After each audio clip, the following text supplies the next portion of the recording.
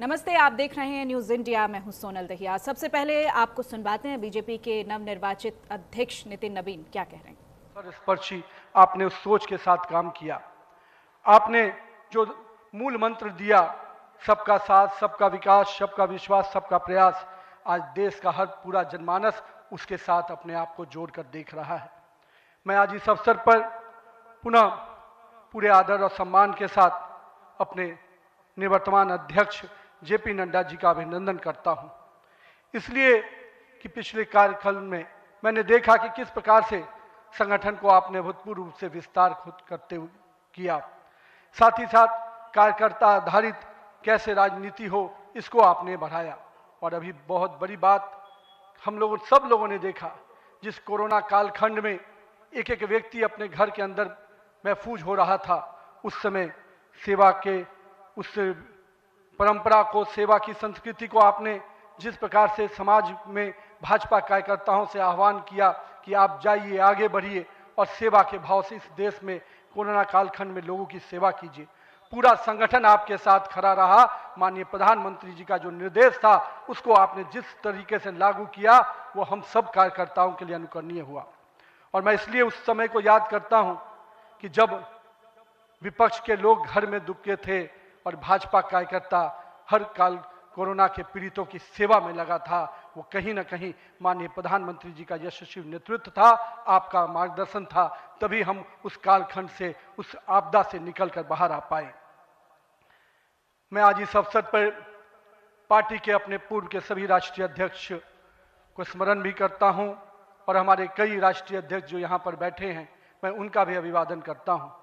मैं देखा हूं 2006 में मैं पहली बार जब विधायक बना, उस कालखंड से लेकर किस प्रकार माननीय हमारे पूर्व के राष्ट्रीय अध्यक्ष राजनाथ सिंह जी ने पार्टी के कामों को हमेशा हर कार्यकर्ता से जोड़ने का प्रयास किया। मैंने जब नितिन गडकरी जी को देखा, तो मैंने देखा कि किस प्रकार से संगठन के हर मोर्चा और सेल को उन्होंने गढ़ने का काम किया। और मैंने जब गृह मंत्री जी को राष्ट्रीय अध्यक्ष के रूप में देखा, तो बूथ तक के कार्यकर्ताओं की चिंता करते हुए मैंने उनको देखा। मैंने उनको इस रूप में देखा कि किस प्रकार से आज पार्टी का जिस स्थान पे हम लोग आज खड़े हैं, कार्यालय कार्यकर्ता के लिए मैं कह सकता हूं तीर्थ स्थान होता है, और जहां से कार्यकर्ता अपनी ताकत पाता है, उस कार्यालय को भी आपने किस प्रकार से पूरे देश में एक निर्माण करने की योजना बनाई। और आज हर बूथ का कार्यकर्ता अपने आप को उस तीर्थ पर जाकर अपने आप को धन्य महसूस करता है। मैं आज अपने पूर्व के सभी राष्ट्रीय अध्यक्षों को इस अवसर पे बहुत बहुत अभिनंदन करता हूं, और साथ ही साथ उन सब को स्मरण करते हुए उनका आभार व्यक्त करता हूं कि उन्होंने पार्टी को इस मुकाम तक पहुंचाने में बहुत बड़ा योगदान दिया है। मैं आज नमन करता हूं उन लाखों कार्यकर्ताओं को जिन्होंने पार्टी का संगठन, राष्ट्रवाद के विचार और भारत माता की मान बढ़ाने के लिए अपना जीवन न्यौछावर किया। आज उनकी तपस्या और त्याग ही है का परिणाम है कि आज पार्टी इस ऊंचाई तक पहुंच पाई है। मैं उस भूमि से आता हूं जहां महात्मा बुद्ध, महावीर, चाणक्य, सम्राट अशोक, आर्यभट्ट, गुरु गोविंद सिंह, जेपी, राजेंद्र बाबू और जननायक कर्पूरी ठाकुर की वो भूमि को भी मैं नमन करता हूं, उस पाटलिपुत्रा की भूमि को भी नमन करता हूं। साथ ही साथ इस अवसर पर मैं अपने माता और पिता को भी निश्चित रूप से स्मरण करते हुए उनको नमन करता हूं, क्योंकि कहीं ना कहीं आज मेरे व्यक्तित्व में किसी एक शख्सियत का मैं मानता हूं तो निश्चित रूप से मेरे माता पिता का संस्कार, पार्टी का विचार और कहीं ना कहीं मेरे बड़ों का मार्गदर्शन मुझे यहाँ तक पहुँचाया है, और मेरे कार्यकर्ताओं का स्नेह मुझे यहाँ पर पहुँचाया है। आज के दिन मैं अपने क्षेत्र की जनता को भी प्रणाम करता हूँ, जिसने मुझे एक विधायक के रूप में चुना जरूर, पर संगठन ने मुझे जिस प्रकार से गढ़ने का काम किया, आज मैं इसी कारण से उस जनता के आशीर्वाद और पार्टी के मार्गदर्शन के कारण यहाँ तक पहुँच पाया हूँ। आज का क्षण मेरे लिए संकल्प का क्षण है। आज सिर्फ एक पद को धारण नहीं कर रहा हूँ, मैं पार्टी के इस विचार को, परंपराओं को, एक राष्ट्रवादी आंदोलन की जिम्मेदारी को स्वीकार कर रहा हूँ। और मैं इस अवसर पर साथ अपने सभी वरिष्ठ कार्यकर्ताओं को भी प्रणाम करता हूँ। साथियों, हम लोगों ने देखा है श्यामा प्रसाद मुखर्जी जी का प्रखर राष्ट्रवाद किस प्रकार से हमारे हर कार्यकर्ताओं के मन में बसा हुआ है। पंडित दीनदयाल जी के उपाध्याय के अंत्योदय और माननीय स्वर्गीय अपने सदैव भारत रत्न अटल बिहारी वाजपेयी जी का सुशासन की राजनीति, आज माननीय प्रधानमंत्री जी उसको आत्मसात करते हुए विकसित भारत की परिकल्पना हम सबके सामने रखी है और आज 140 करोड़ भारतवासी अपने आप को इस विकसित भारत के सपने के साथ जोड़कर देश को आगे बढ़ाने में लगा है। मैं इसके लिए तहे दिल से माननीय प्रधानमंत्री जी का आभार व्यक्त करता हूं। अभी माननीय प्रधानमंत्री जी अपने संबोधन में बता रहे थे किस प्रकार से अंत्योदय की योजनाओं को उन्होंने नीचे उतारा है। जल जीवन मिशन ही नहीं, हम महिलाओं को 11 करोड़ शौचालय की योजना को भी याद करना चाहेंगे। किस प्रकार से महिलाओं का सम्मान बढ़ा, 13 करोड़ 4 करोड़ लोगों को पक्के मकान मिले, 42 करोड़ लोगों को आयुष्मान भारत, 56 करोड़ लोगों के जनधन खाते खुले। मुझे आज भी याद है जब जनधन खाता खोलाने की बात हो रही थी तो कई लोग देश में, जब हम भाजपा के लोग इसको आगे बढ़ा रहे थे तो लोग हमारा मजाक उड़ा रहे थे। पर मैं आज भी मानता हूं गरीब के खाते में अगर 1 रुपया दिल्ली से चलता है तो 1 रुपया अगर गरीब के खाते में पहुंच पाता है तो ये कहीं ना कहीं उस जनधन खाते का वरदान के रूप में मैं देखता हूं। मैं आज के दिन माननीय प्रधानमंत्री जी के इस सब के साथ और सबके विकास के इस नारे को फलीभूत होता देख रहा हूं। हम लोगों ने लंबे समय से कुछ नारे को, भाजपा के कार्यकर्ता, हमारे जनसंकाल के कार्यकर्ता लगातार कुछ नारे को गढ़ते थे। रामलल्ला हम आएंगे, मंदिर वहीं बनाएंगे, जहां हुए बलिदान मुखर्जी वो कश्मीर हमारा है, एक देश में 2 विधान 2 प्रधान 2 निशान नहीं चलेगा।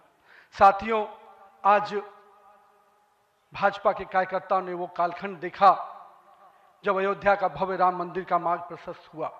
आज जम्मू कश्मीर की जनता ने 370 धारा से मुक्ति का दौर देखा। आज सांस्कृतिक व राष्ट्रवाद की विचारें और मजबूत हो रही हैं। साथियों, मुझे याद है अब वो समय जब हम लोग आज श्रीनगर के लाल चौक पर तिरंगा लहराते देखते हैं तो गर्व की अनुभूति होती है। हमने वो दौर भी देखा था जब पाकिस्तान के झंडे लहरा रहे थे और दिल्ली की सरकार बैठकर मौन बैठी थी उस समय, क्योंकि वो समय हम लोगों ने युवा मोर्चा के कालखंड में काम करने का जब मौका मिला था तो हमने देखा था उस समय जब माननीय प्रधानमंत्री जी उस कालखंड से 370 को समाप्ति किए तो कहीं ना कहीं पूरे कश्मीर की फिजा बदली है और आज कश्मीर का लाल चौक तिरंगे से लहराया नहाया नजर आता है। ये परिवर्तन हमारे देश में आया है। साथियों, हम भारतीय जनता पार्टी के उस समान राजनीतिक दल नहीं जिसके लिए हम काम करते हैं, हम उस विचार के साथ काम करते हैं जिस विचार से हम राजनीतिक अभिव्यक्ति के साथ साथ उस नारे के साथ काम करते हैं जहां राष्ट्र प्रथम के नारे, नेशन फर्स्ट, पार्टी नेक्स्ट और सेल्फ लास्ट, माननीय प्रधानमंत्री जी ने इस नारे के साथ हम लोग को जोड़ा है, हमारे नेतृत्वकर्ता ने हमें जोड़ा है और हम सब के लिए ये प्राथमिकता होनी चाहिए कि हम राष्ट्र के आगे रखकर ही अपने कामों को आगे बढ़ाएं। साथियों, हम अपने नेतृत्वकर्ता के संघर्ष और बलिदान से सीखने की आवश्यकता है। ये हम वैसे राजनीतिक दल के लोग हैं जहां राजनीतिक सत्ता नहीं साधना है, राजनीतिक भोग नहीं त्याग है, राजनीतिक ऐशो आराम नहीं तपस्या है, राजनीतिक कोई पदभार नहीं उत्तरदायित्व है। तो आइए हम सब कार्यकर्ता इस संकल्प के साथ अपने नेतृत्वकर्ता के इस परिश्रम और पुरुषार्थ के साथ अपने आप को जोड़ें। मेरे प्रिय कार्यकर्ता साथियों, यदि भाजपा आज विश्व की सबसे बड़ी राजनीतिक दल बनी है तो इसका मुख्य कारण हमारा प्रेरणादायी नेतृत्व है, हमारा विचारधारा है और हमारे लाखों कार्यकर्ताओं का मेहनत है। वो कार्यकर्ता जो बिना फोकस में आए अनवरत काम करता है, वो कार्यकर्ता जो कठिन से कठिन परिस्थिति में भी भारत का ध्वज झुकने नहीं देता है, वो कार्यकर्ता जो सीना ठोक के कहता है तेरा वैभव अमर रहे मां, हम दिन 4 रहे न रहे। आइए इस भारत की कल्पना को जो माननीय प्रधानमंत्री नरेंद्र मोदी के नेतृत्व में लगातार हम आगे बढ़ रहे हैं, आज हम भी उस परिकल्पना के साथ अपने आप को जोड़ें। हमारे नेताओं कार्यकर्ताओं का परिश्रम ही है जो आज हम यहाँ तक पहुँचे हैं, लेकिन वर्तमान पीढ़ी को भी अपने हिस्से का त्याग, तपस्या और पुरुषार्थ करना होगा, क्योंकि विकसित भारत के अगर संकल्प को सिद्धि तक पहुंचाना है, एक ऐसा भारत जहां समृद्धि भी हो, सशक्त भी हो, समरस भी हो, आत्मनिर्भर भी हो, तो हमारे कालखंड के कार्यकर्ताओं को भी अपने हिस्से का पुरुषार्थ, त्याग और तपस्या करना पड़ेगा। साथियों, हमारे प्रधानमंत्री जी ने हमेशा अलग अलग समूहों की बात की। अमृतकाल के लिए 4 समूहों की जो बात की उसमें युवा, महिला, किसान और गरीब है। हमें अब इन नई पहचानों के साथ आगे बढ़ना है, तभी हम आधुनिक, प्रगतिशील और विकसित भारत की कल्पना को साकार कर पाएंगे।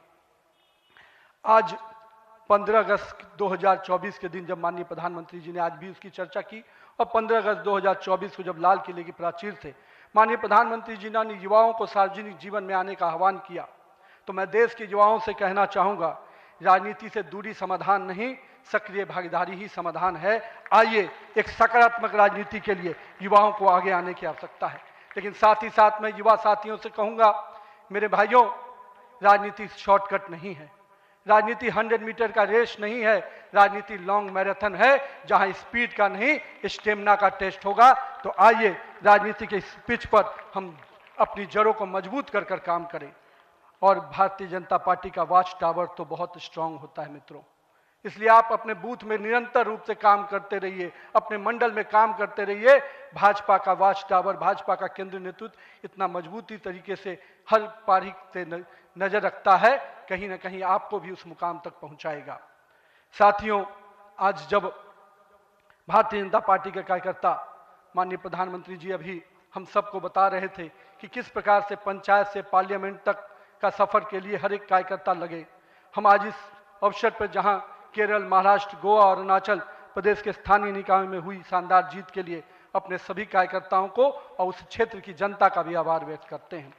लेकिन मित्रों, अगर पंचायत से पार्लियामेंट का सफर तय करना है और लगातार हर जगह पर भारतीय जनता पार्टी का परचम लहराना है, तो हमको अपने समय के लिए पूरा मेहनत और परिश्रम की पराकाष्ठा करनी होगी। क्योंकि अगर 2047 का विकसित भारत बनाना है, तो हमको भी अपने पूरे मेहनत और परिश्रम के साथ उसमें जुड़ना होगा।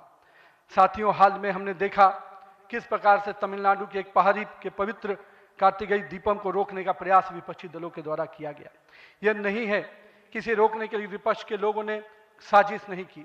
हमें याद है, हम लोग अभी हाल में देख रहे थे किस प्रकार से न्यायाधीश के विरुद्ध भी महाभियोग लाने का प्रयास किया गया। आज हम जब सोमनाथ की बात करते हैं और स्वाभिमान पर्व मनाने की प्रयास करते हैं, तो विपक्षी दलों के लोगों को तकलीफ होती है। हमारा मानना है कि इस तरह की परंपराओं को रोकने वाली ताकतों को परास्त करने की आवश्यकता है। राम सेतु के अस्तित्व को नकारने वाले, कार्तिकेय दीपम का विरोध करने वाली ताकतों को भारत की राजनीति में अब कोई स्थान नहीं मिल सकता, ऐसा हमें प्रयास करना है। साथियों, अगले कुछ महीने में तमिलनाडु, असम, बंगाल, केरल और पुडुचेरी में चुनाव होने जा रहा है और वहां की डेमोग्राफी की पूरी चर्चा हो रही है। किस प्रकार से बदले हुए डेमोग्राफी में वहां चीजें बदल रही हैं और हमारे लिए अपने आप में एक चुनौती है। लेकिन हम पूरी तरह से आश्वस्त हैं कि भाजपा का कार्यकर्ता अपने संघर्ष और परिश्रम के बल पर इन 5 राज्यों में सशक्त भाजपा का नेतृत्व प्रदान करने जाएगा।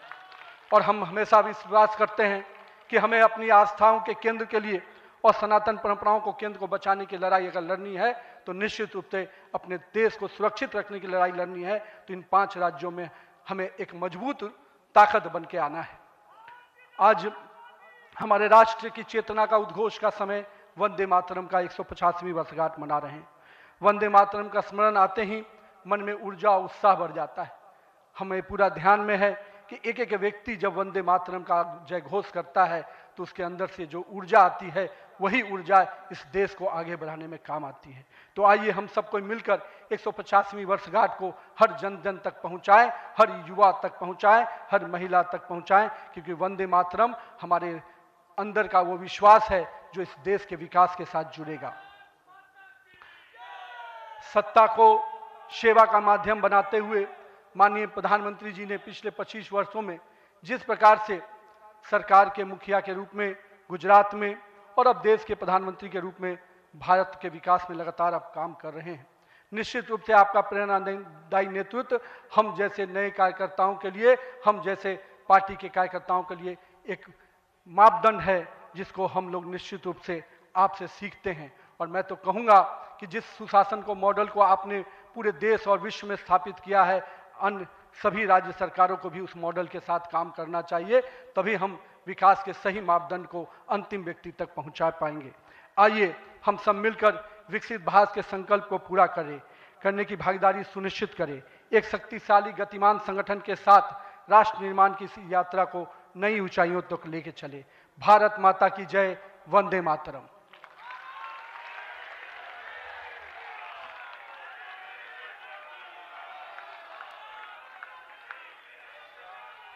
बहुत बहुत धन्यवाद आदरणीय नितिन नवीन जी। आपके प्रेरणादायी शब्दों से पूरे देश का भारतीय जनता पार्टी का कार्यकर्ता आपके शब्दों पे चलेगा, ये मुझे विश्वास है। मैं आदरणीय प्रधानमंत्री जी सभी नेताओं का धन्यवाद करता हूं और अभी हम सब राष्ट्रगान से इस कार्यक्रम की समाप्ति करेंगे।